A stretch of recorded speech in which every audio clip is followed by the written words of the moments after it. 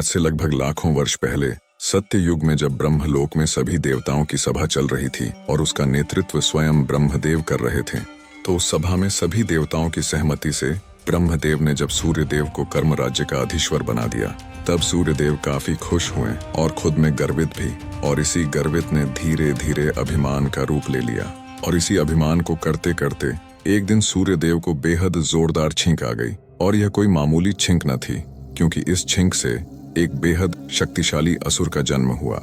इसके बाद सूर्यदेव भी सोच में पड़ गए कि आखिर उन्हें छींक कैसे आ गई, जबकि देवताओं को इस प्रकार की कोई भी समस्या नहीं होती। फिर वह असुर सूर्यदेव को बिना एहसास दिलाए सूर्यलोक से बाहर निकलकर ब्रह्मांड के अंधेरे में भटकने लगा, जिसके बारे में शुक्राचार्य को आभास हो गया और वे तुरंत ही उसके समक्ष प्रकट हुए।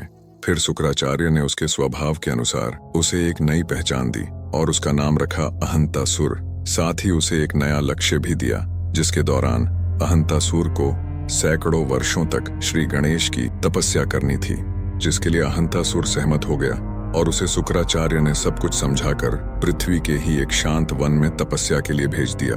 जिसके बाद अहंतासुर श्री गणेश को प्रसन्न करने के लिए उनकी तपस्या में लिप्त हो गया और फिर तपस्या करते करते सैकड़ों वर्ष बीतने लगे, पर फिर भी श्री गणेश प्रकट न हुए।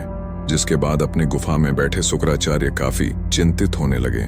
जिसके बाद शुक्राचार्य ने महादेव का ध्यान किया और महादेव को सारी बात बताई। फिर महादेव ने शुक्राचार्य को सही समय आने तक प्रतीक्षा करने का सुझाव दिया। जिसके बाद शुक्राचार्य निश्चिंत हो गए और समय यूं ही बीतता गया। फिर सैकड़ों वर्ष की जगह लगभग 1000 वर्ष बीत गए, लेकिन अहंतासुर विचलित न हुआ और यूं ही तपस्या में लीन रहा। और आखिर में वो दिन आ ही गया जब श्री गणेश अहंतासुर से प्रसन्न होकर प्रकट हुए।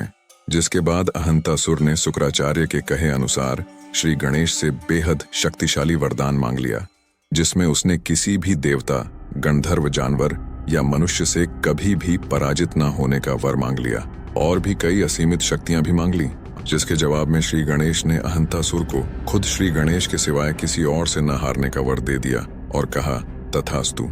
इतना कहकर श्री गणेश अंतर्धान हो गए। जिसके बाद अहंतासुर खुशी के मारे ठहाके लगाने लगा और फिर उसने अपने अर्जित वरदान को वहीं जांचना शुरू कर दिया, जिन्हें देख उसकी आंखें वहीं फटी की फटी रह गईं। इसके बाद अहंतासुर असुरों के गुरु शुक्राचार्य के सम्मुख प्रकट हुआ और उन्हें सारी बात बताई।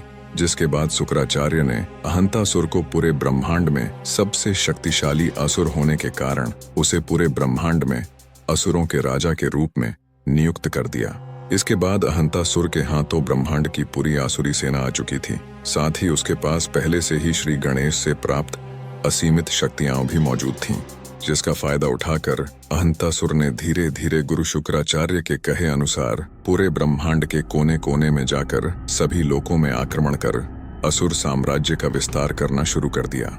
उसने तमाम देवताओं और गंधर्वों को भी आसानी से हराकर उनके लोकों में आसुरी साम्राज्य स्थापित कर दिया।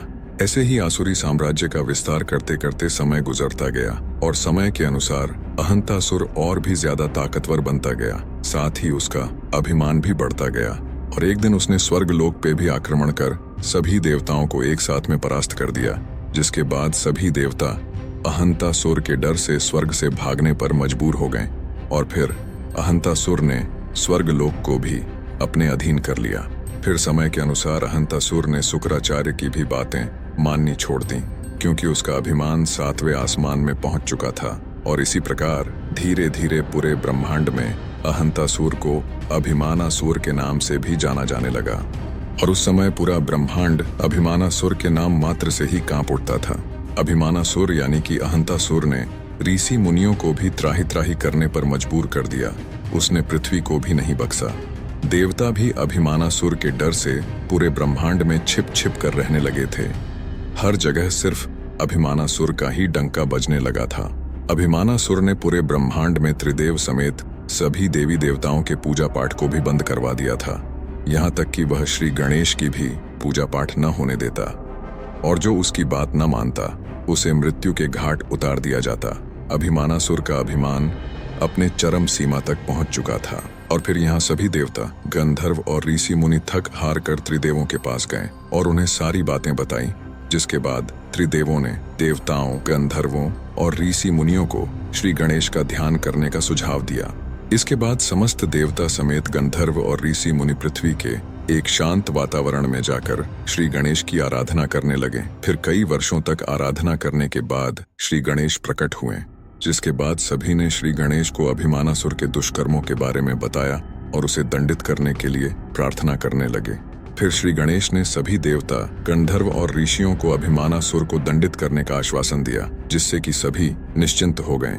फिर श्री गणेश ने अभिमानासुर को स्वप्न में आकर दर्शन भी दिए और उसे समझाया भी, लेकिन इसके बावजूद भी अभिमानासुर ने अपने अत्याचार को पूरे ब्रह्मांड में यूं ही जारी रखा। जिसके बाद श्री गणेश के अंदर एक क्रोध जगा और उस भयंकर क्रोध में श्री गणेश ने विकराल धूम्रकेतु अवतार ले लिया और फिर वे निकल पड़े अभिमानासुर का अभिमान तोड़ने।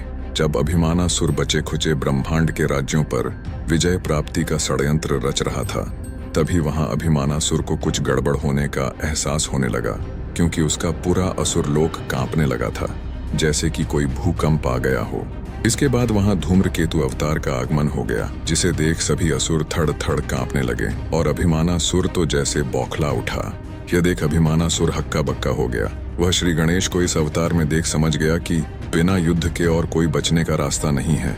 फिर उसने अपनी पूरी सेना को धूम्रकेतु अवतार पे टूट पड़ने का आदेश दे दिया, जिसके बाद तो कई असुर डर के मारे वहां से पहले ही पलायन कर चुके थे और बाकी असुरों ने हिम्मत करके धूम्रकेतु अवतार पे प्रहार करने की कोशिश तो की, पर धूम्रकेतु अवतार के एक ही प्रहार से अभिमानासुर के सभी आसुरी सेना जल के खाक में तब्दील हो गई। इसके बाद अभिमानासुर बिल्कुल ही अकेला पड़ गया। फिर उसने श्री गणेश से ही प्राप्त शक्तियों का इस्तेमाल उन्हीं के अवतार धूम्रकेतु पे करना शुरू कर दिया, लेकिन इससे उनके ऊपर कोई असर न हुआ। इससे पहले कि धूम्रकेतु अवतार अपनी तरफ से कोई वार करते, अभिमानासुर श्री गणेश का नाम लेते हुए धूम्रकेतु अवतार के चरणों में जा गिरा और गिड़गिड़ाने लगा।